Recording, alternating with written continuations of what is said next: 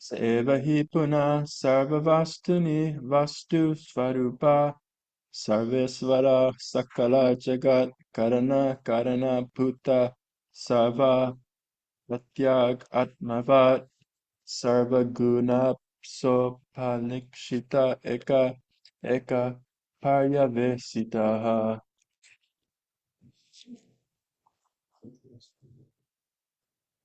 Word for word. Sa, he, the Supreme Personality of Godhead. Eva, indeed. He, certainly. Puna, again. Sarva Vastuni, in everything material and spiritual. Vastu Swarupa, the substance. Sarva Ishvara, the controller of everything. Sakala Jagat, the whole universe. Karana, of the cause, of the causes. Karana Bhuta, existing as the cause. Sarva Pratyak Atmatvat, because of being the supersoul of every living being, or being present in everything, even the atom. Sarva Guna, of all the effects of the material modes of nature, such as intelligence and the senses.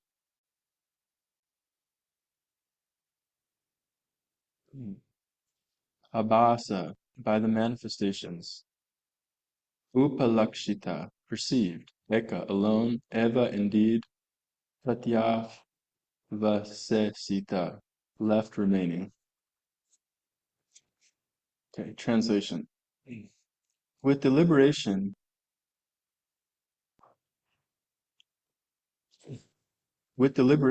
one will see that the Supreme Soul, although manifested in different ways, is actually the basic principle of everything. The total material energy is the cause of the material manifestation, but the material energy is caused by him. Therefore, he is the cause of all causes. The manifester of intelligence and the senses.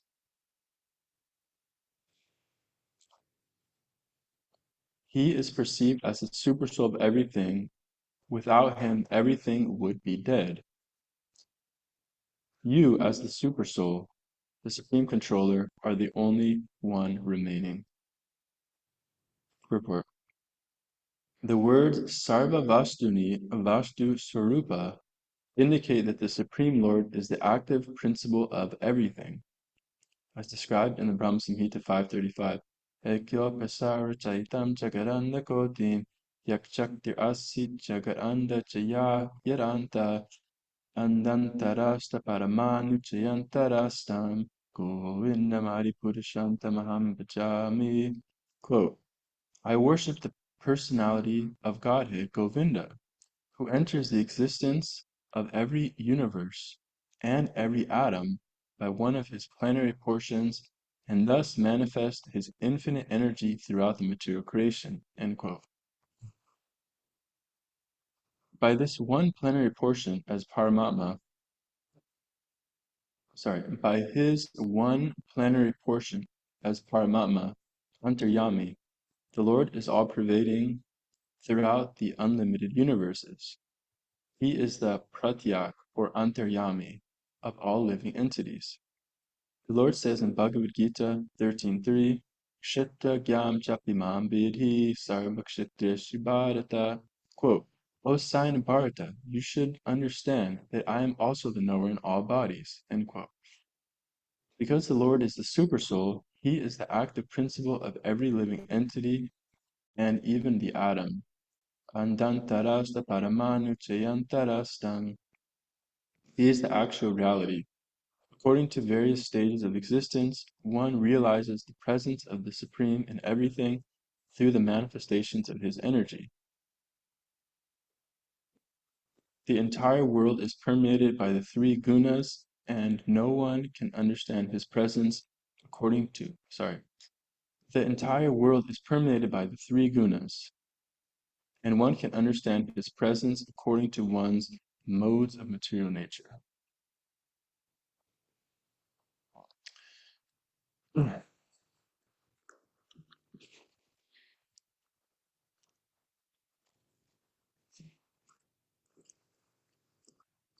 Agyanatimirandasya Vyananjana Salakaya Chakshuran Militam Yena Tasmai Shri Gurave Namaha Shri Chaitanya Manobhistam Stapitam Yena Bhutale Swayam Rupa Kadamayam Dadati Swapadantikam Vandeham Shri Guru Shita Padakamalam Shri Vaishnavam Shirupam Sagrajatan Sagana Raghunatam Vitam Tam Sajivam Sadvaitam Sadvadutam Parijana Sahitam Krishna Chaitanya Devam Shri Radha Krishna Padam Sahagana Lalita Shri Vishakam Vitam Vanchakalpatarubhyascha Kripasindubhya evacha Patitanam pavanebhyo Vaishnavebhyo namo namaha Jai Shri Krishna Chaitanya Prabhu Nityananda Shri Advaita Gadadhara Shivasari Gaura Bhaktivinoda Hare Krishna Krishna Krishna Hare Hare Hare Rama Rama Rama Hare Hare.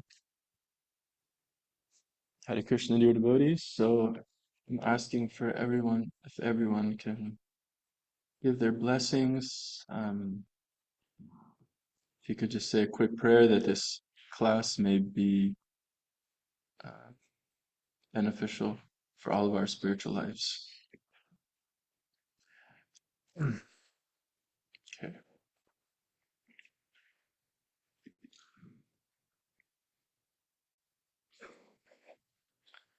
Du- du- du, du.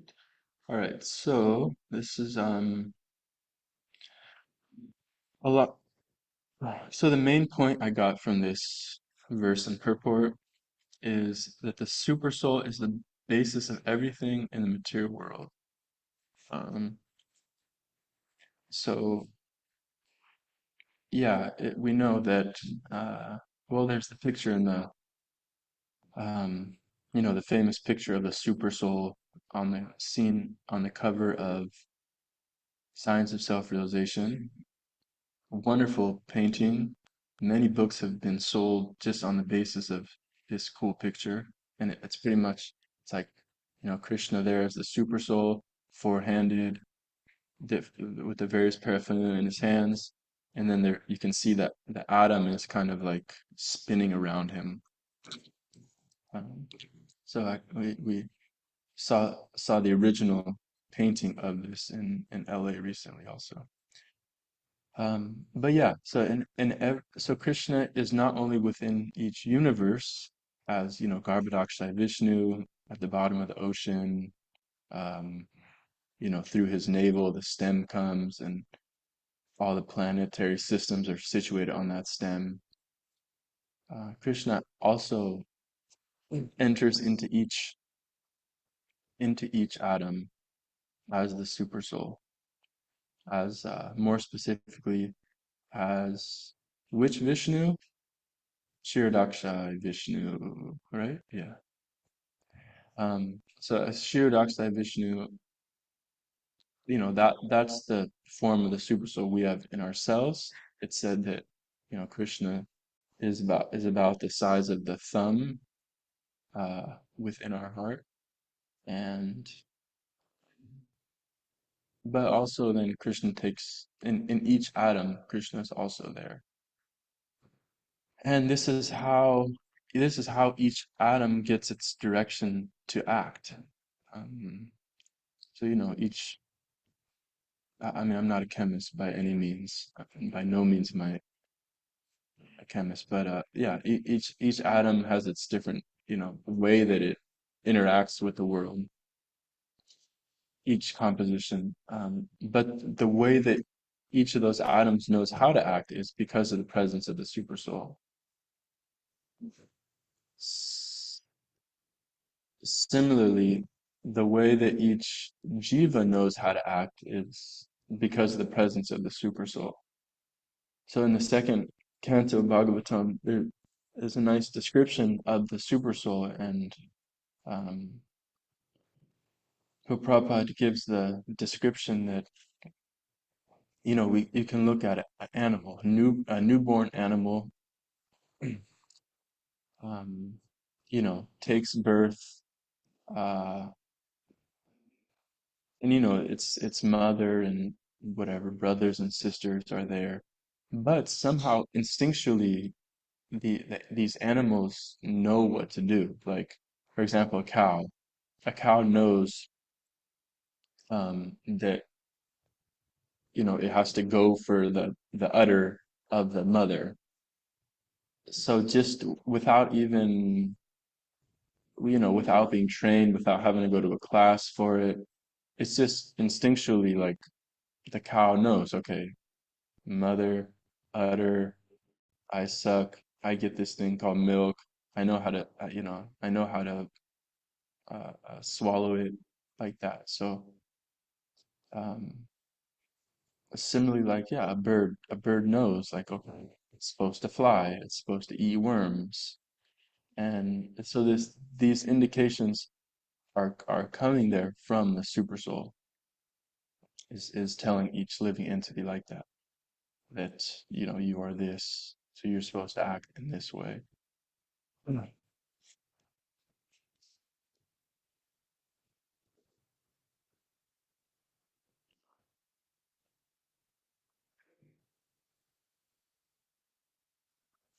Um, and then the super soul, of course, we hear in Bhagavad Gita, Sarvasya Chaham Didi Sanivisto, Mata Smriti Jnanam Apoham Cha, that Krishna is saying that from me comes remembrance, knowledge, and forgetfulness. So everything is actually dependent on, yeah, all remembrance, all everything. Like I just read one title, some news feed title that breathe. Experts find that breathing patterns can help you in your uh, memory. So interesting concept. Um, but ultimate, and I'm not doubting. I've been trying to work on my breathing patterns after hearing that, just hoping that my remembrance will be better. Um, but yeah, ultimately, on an ultimate level, that this remembrance, knowledge, and forgetfulness is coming from Krishna. So, uh, so there's a story that my spiritual master, Holiness Devanita Swami, gives of and that exemplifies the workings of the super soul and its ability to kind of dictate our as it's actually said in this verse. Um, Therefore, he is the cause of all causes, the manifester of intelligence and the senses. So one might think like, well, my senses, like I'm controlling my senses, like I'm the little robot guy in the head, that's controlling this machine. But Krishna is saying here, no, he's actually the controller of the intelligence and the senses.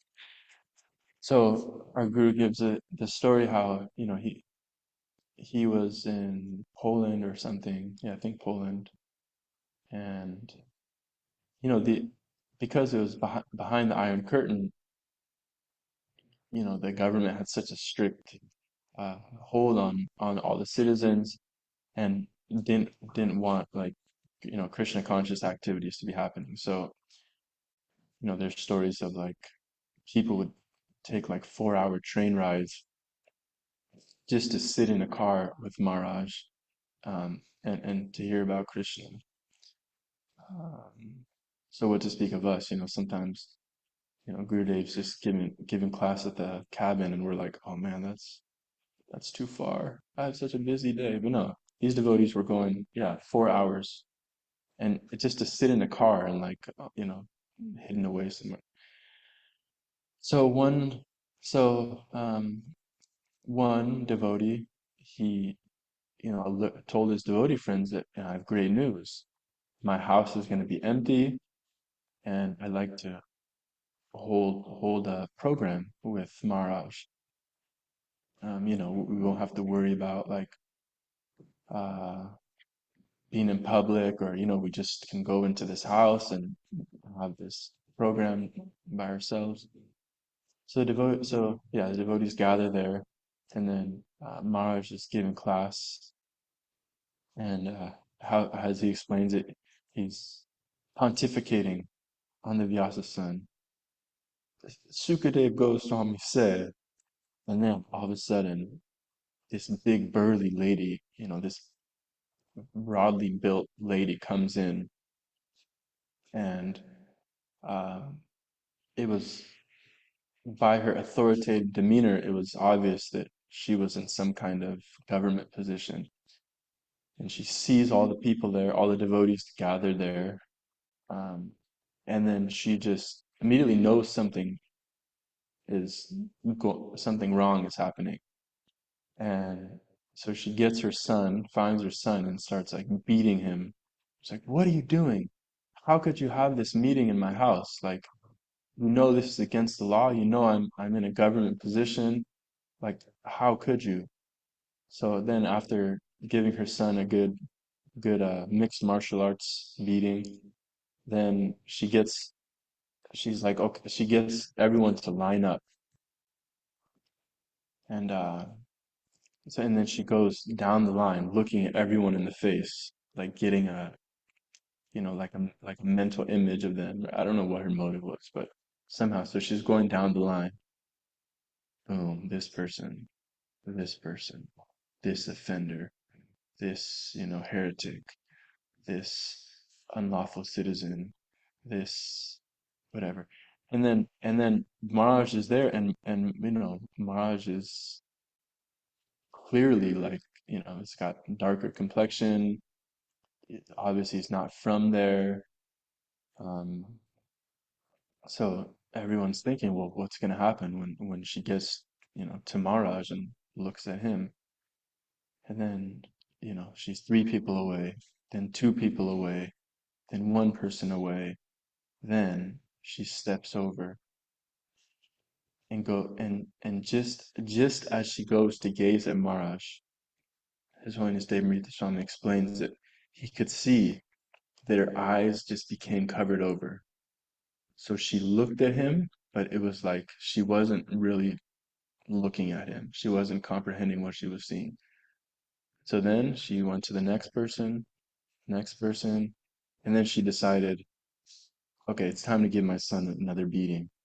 Started beating up her son, and then Mara's just like, you know, goes out the back door. So in this way, yeah, the super soul controlled the senses. That was a very clear example of that. Um, so also it's, Mara's son, his Devamarita Swami describes it. It's it's the super soul who uh, responds to um, so say we're on book distribution. The super soul within that jiva's heart, who the book distributor is approaching, based on the sincerity of the book distributor, is dictating within that jiva's heart, like like should I take this book or not? Um, so it's interesting. So it's actually I remember our Sankirtan leader. He's one of the biggest book distributors in the world now. I think he's number one. And he would go out and distribute books, and like we were all thinking, like, who the heck, like, how can I say this? Um, well, I'll just say like, okay, he would like speak very quietly, and he would just kind of mumble and like, but somehow the books would go out, and going on the um, premise that I just mentioned, that it's actually the sincerity of the book distributor. we could see that must have been why he was distributing so many books. Like I remember one time he distributed books to some young girls, and then they walked past me after, and I heard them say, they're like, what did he even say? And the other one's like, I don't know. But somehow they're walking, away with a stack of books in their hand. They obviously gave some donation, but they didn't even know what he was saying. Um, But, he had that sincere desire, and therefore Krishna inspired within the heart. Um, of that person to take the book. So yeah, the super soul is working like this in our day-to-day life, on both the gross and subtle level. Okay, so that was the first point. Then, so I wanted to talk about, because there's very interesting, these last two lines are like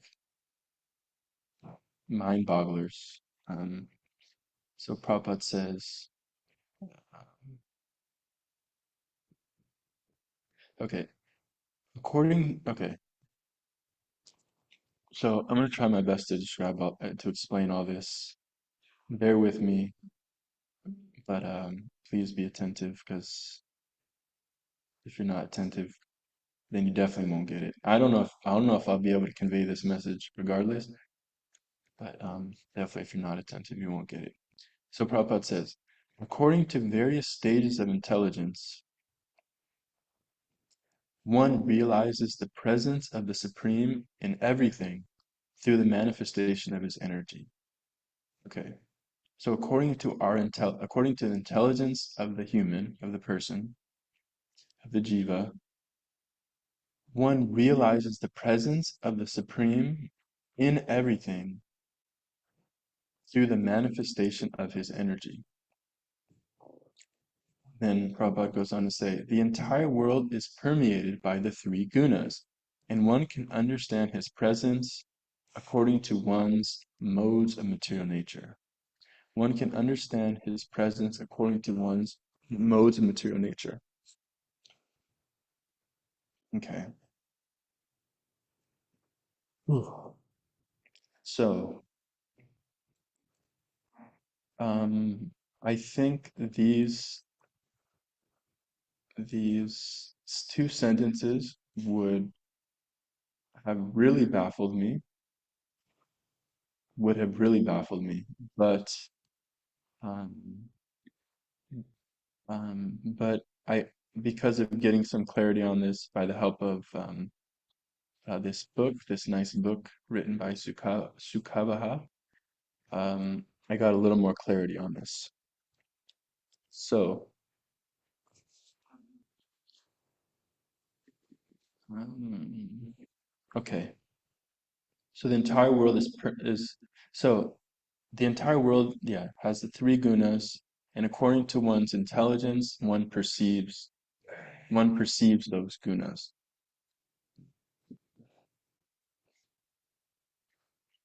I don't even know where to start to try to explain this. Okay, start somewhere. Um, so my first impression was, how is it that for example, one in the mode of ignorance is able to understand the presence of the supersoul through the gunas? We know that the mode of goodness, okay, then I could understand, like, because the mode of goodness is it's all about illumination, knowledge. So I could understand how one in the mode of goodness would be able to understand the presence of the supersoul by the manifestation of the gunas. But what about passion and ignorance? How are they perceiving the supersoul? So, if we go to, what are we going to? Um, so the 14th chapter of Bhagavad Gita describes the three modes of nature. No, okay. I'm not gonna go there yet. So how the super soul is working and in conjunction with the false ego, right? Because we're not, you know, someone is not in the mode of ignorance, passion, goodness. Like these are just the false ego, the workings of the false ego. We're actually transcendental spirit soul beyond all that.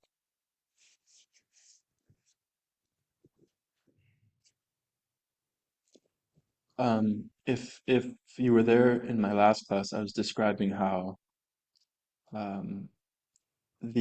how the false ego is born.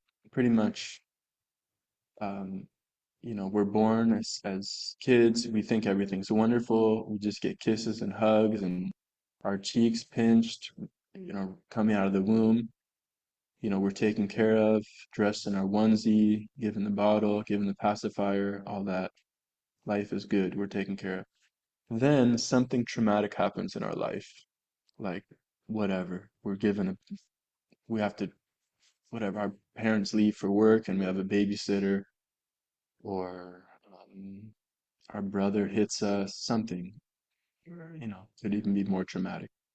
So then one takes shelter of something which um, has been termed a pain persona, which is also known as the false ego, right? Um, because of this being in this distress situation, then one has to take shelter of something. And because one might not have knowledge of that Krishna is the ultimate shelter, then one just takes shelter of his surroundings. So yeah, and then one has to then develop some identity, like, okay, you realize, wow, this world sucks. Now, how am I going to cope with it?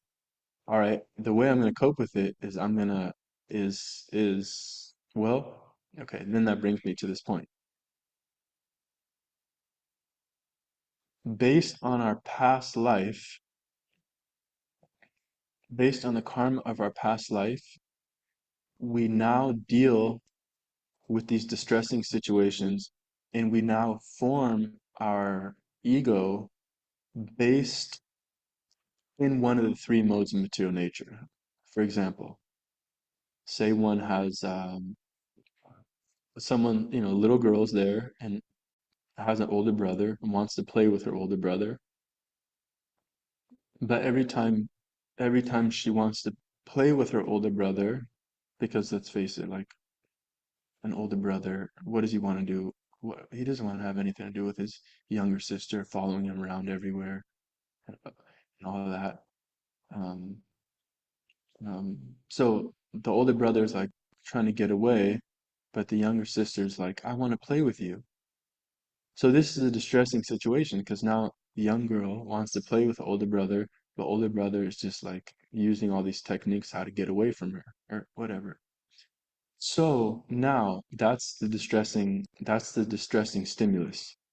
Brother doesn't want to play with me. I feel rejected. Based on the material modes, based on one's past life, now the little girl is going to deal with that situation in different ways. So, like a more motive passion approach would be, I'm gonna beat the heck out of my brother. Like, you don't want to play with me? I'm gonna like, you know, just beat you up or like try to hurt you or yeah, or maybe more mode of goodness would be like dealing with it in a more uh holistic way, like you know and whatever, using nonviolent communication with a brother. Brother, when you do this, I feel this because my need for this. And then ignorant way could be like, okay, whatever, I'm just gonna go in the corner and play with myself, forget about my brother. So based on the modes of nature, so we can see, yeah, like, and even parents will describe this, that have these kids, and it's interesting, like, even though it seems like in this life everything is similar. Somehow the kids respond to respond to different stimuli in different ways, and it's kind of inexplainable just looked at in this life. So it's actually so yeah. So this is how our karma is playing in from our past life. So tying it into all this, tying it into this point, um, yeah. So this is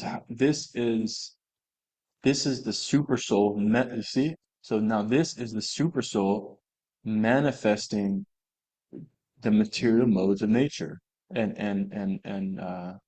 this is the super soul manifesting in a gross form his presence.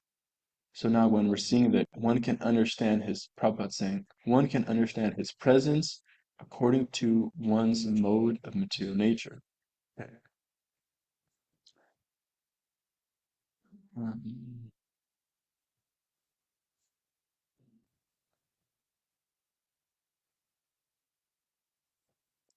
okay, gathering my thoughts.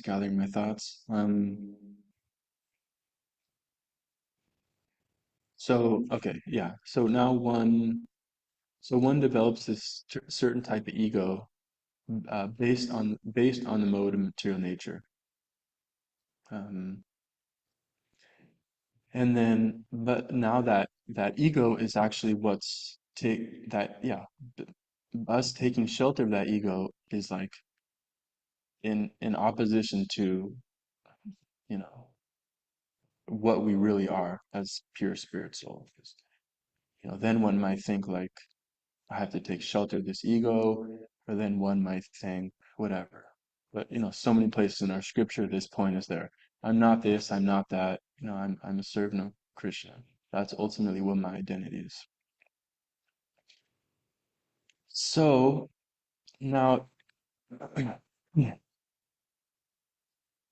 um,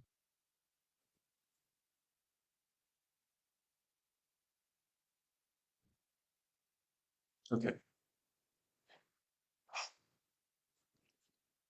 knowing this, knowing this is very important because we're okay. So I'll go to one purport in the 14th chapter.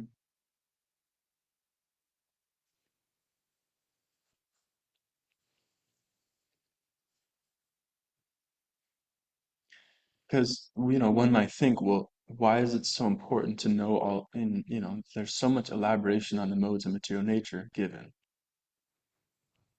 right? Like why are we learning about all these modes of material nature constantly? Shouldn't we just be learning about like why are we learning about the darkness? Shouldn't we just be learning about the light?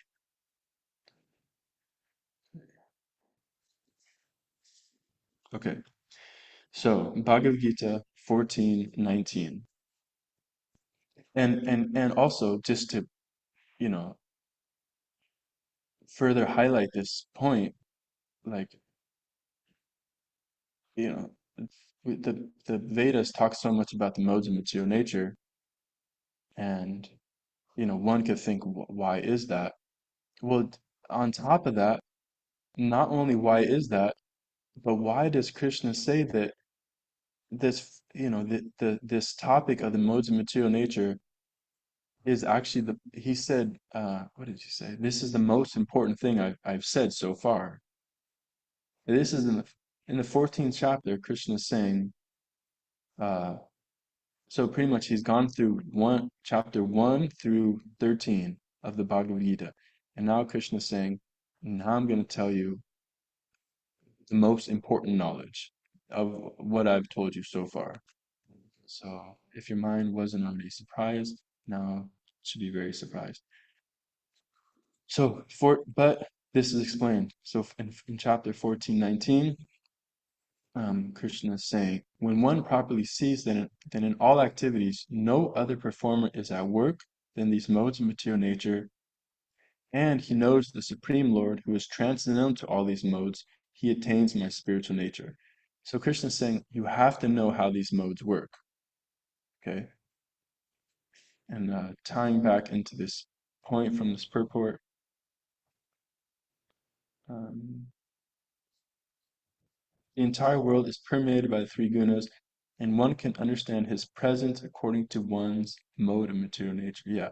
So by knowing one's mode of material nature, one can one can ultimately understand his presence, his, the Lord's presence. Okay. So now in this purport, Prabhupada's saying that, okay, boom, right off the bat, first sentence. One can transcend all the activities of the modes of material nature simply by understanding them properly and learning from the proper souls. The spiritual master, the real spiritual master is Krishna, and he is imparting this spiritual knowledge to Arjuna. Okay, so there you go, right off the bat. One, by knowing these modes of nature, one can transcend. Okay, so you have to have so you have so by knowing the self, by knowing oneself, then you can transcend. Very interesting point. So Prabhupada continues, I'll just skip down. Okay. With the association of a bona fide spiritual master, he can see his real position, and by such an understanding, he can become fixed in full Krishna consciousness. So the spiritual master is, this is also said many times. The spiritual master is telling the disciple pretty much about himself, like you are this, you're that. Um, because the because yeah, then one can transcend this. By knowing one's nature, then one can transcend it. The man in Krishna consciousness is not controlled by the spell. Okay, for one last sentence. For one who is able to see things as they are, the influence of the material nature gradually ceases. Um, okay, so yeah, knowing our nature, knowing how, yeah, knowing like the particular mechanism of our, false ego. By knowing that, then we can transcend. Some examples of this. Um, so yeah, so we know like the spirit soul is by nature just like full of bliss, knowledge, eternal. Um, but the false ego, makes a lot of people, covers that for a lot of people. So yeah, for myself, I realized like, okay, what's my tendency, like how has my false ego manifested? And I can see that, yeah, for myself, like how it's manifested is kind of, kind of being averse to like putting oneself out there, or kind of being a little negative, or being kind of like a little somber and like that. Um, but the thing is, but now knowing that, okay, the only reason that I developed this is actually it's a it was a coping mechanism. Like I just took shelter of some way of being in the material world. So I noticed for myself, like, okay, just knowing that, just being aware of that, and acknowledging, like, okay, whatever, something happened in my life. Now I took shelter of this certain type of personality. But, that personality actually isn't me. Like, actually, I'm, full of bliss and knowledge like that.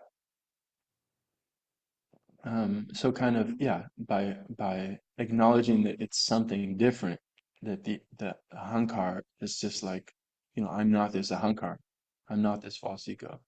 Um, so by acknowledging that, then I notice for myself, yeah, like it's like, wow, okay, that this is my conditioned state of being, but this is not actually not me. So another example, and Mataji gives in this book is she says, okay, like peer pressure, like okay, we all know, my God, like dealing with peers, school, all that, like man, a lot of turmoil, right?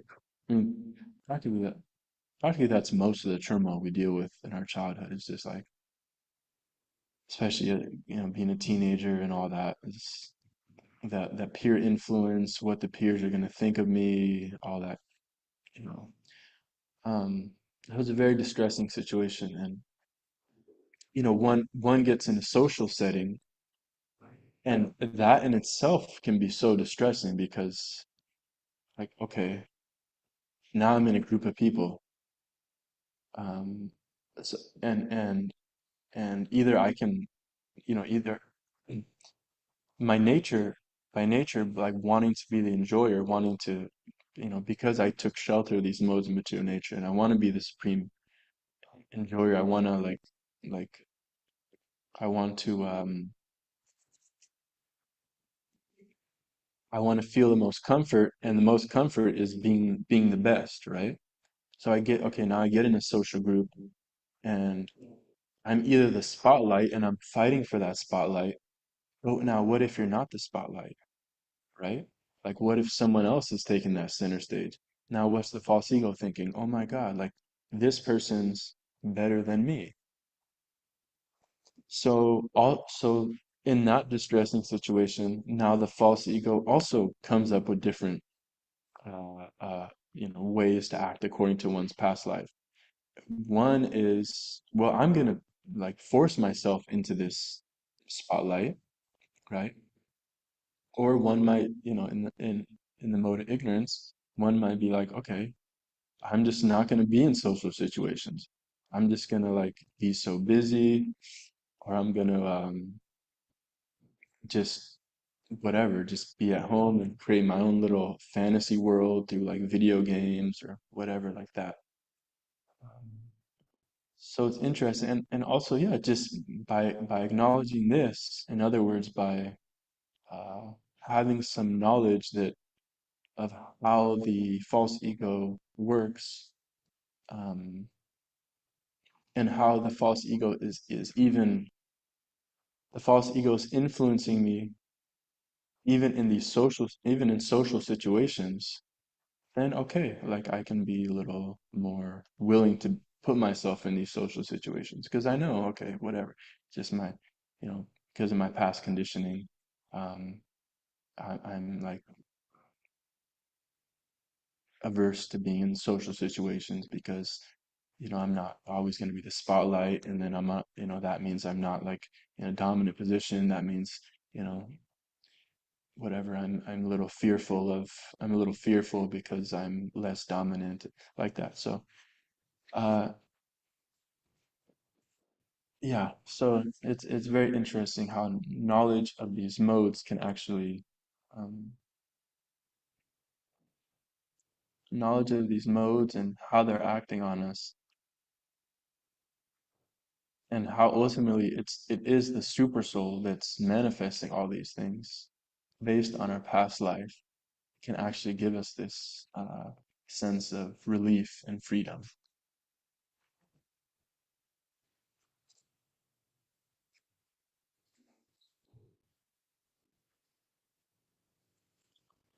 All right, so I hope hope this made some sense. Let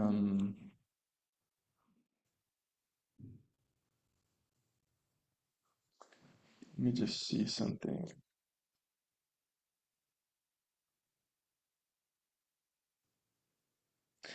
Okay, so that's, yeah, I mean,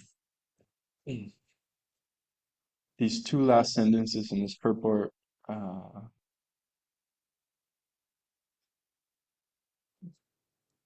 this knowledge, this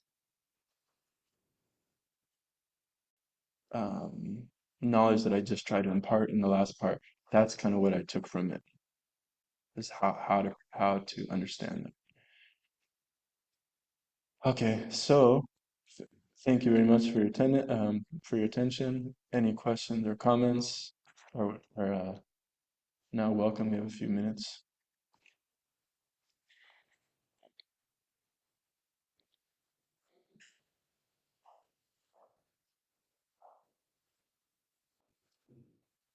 If someone has another perception of how those two last sentences can be perceived, another take on them, that'd be interesting.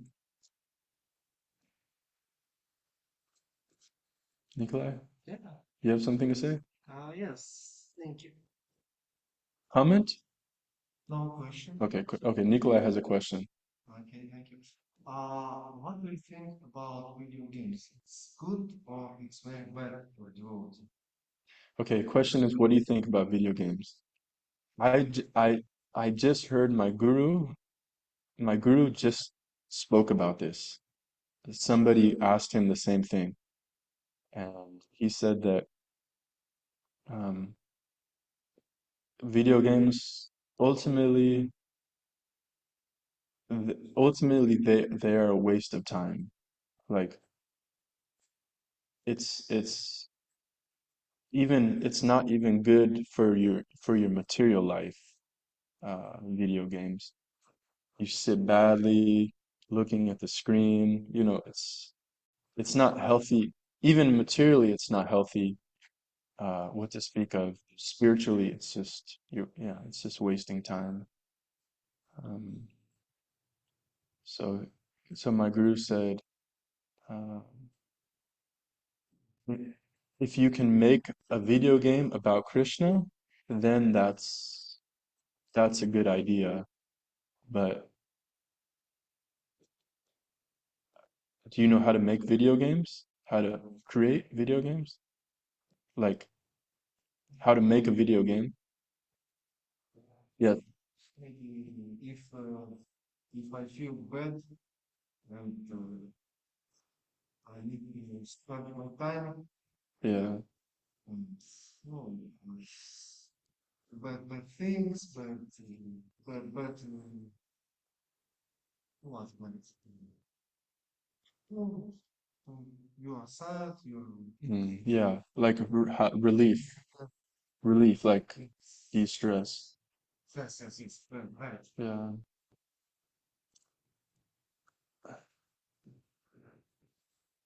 yeah. I mean, it's not at least it's not video games aren't like it could be. It's better than like pornography or drinking or like that. But it's not the best thing. It's a waste of time. For a devotee, it's not the best. Yeah, that's all that's all I can say. Bad habit. Yeah, bad habit. Yeah, yeah, Thank you. yeah. Hare Krishna.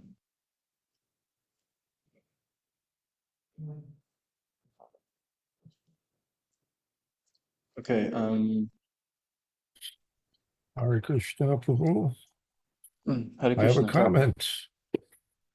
We don't have a Yes, lot of please. time. Quick comment. I just want to thank you for your class, and um, I did understand the point that you were making, and I am impressed by both your realization of the point and your ability to articulate it. It came across successfully.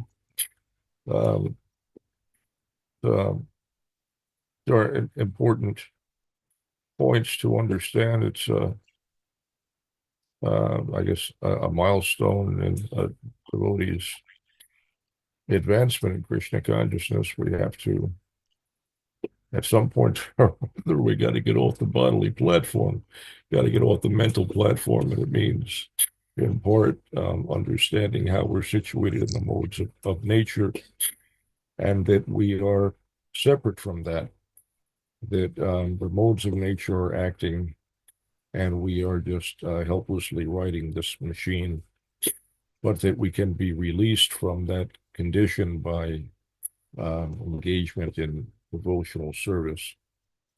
Um, Material nature is acting under Krishna's direction, and he can release us when we agree to engage in devotional service. It means surrendering to the instructions of our spiritual master, and also in some cases it means, the spiritual master has asked us to cooperate with some other authority, so surrendering to that authority is essentially the same thing. So temple president, GBC, guru, whatever it may be, cooperating in devotional service for um, the advancement of the objectives of the mission.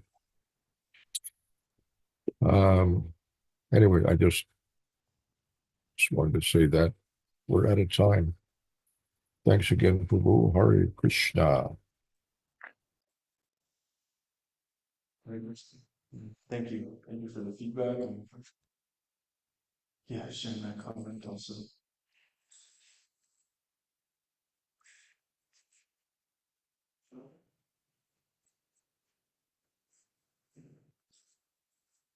Okay. All right. I think I have a few minutes, but if no one has anything else, we'll use the new class. Oh, going once, going twice. Grant that I, Srimad Bhagavatam ki jai, Srila Prabhupada ki jai, Lord, Hari Hari Lord.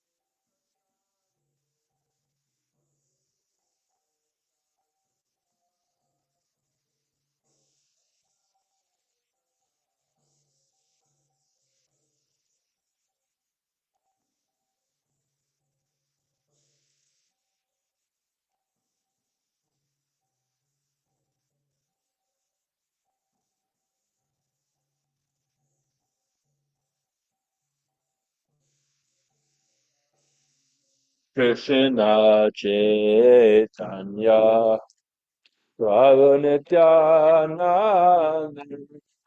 Shri Advaita Gadadhar Shivasati Gaura Bhakta Vrinda.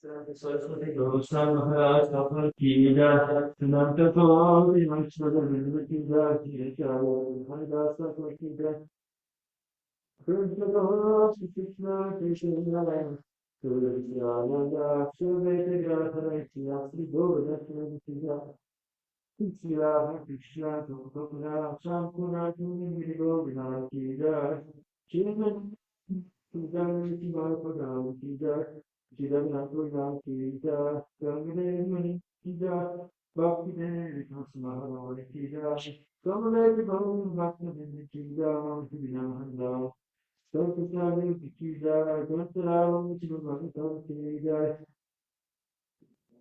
Sri Krishna ki jai, Jai Gauri Kumarande, Hari Hari Bom, Glory to be someone is, all glories to the assembled things. All glories to the assembled mountains. All the Java to Chikibu and Chigo and Lava and Chipapa, Ida and Revolution. They make us understand.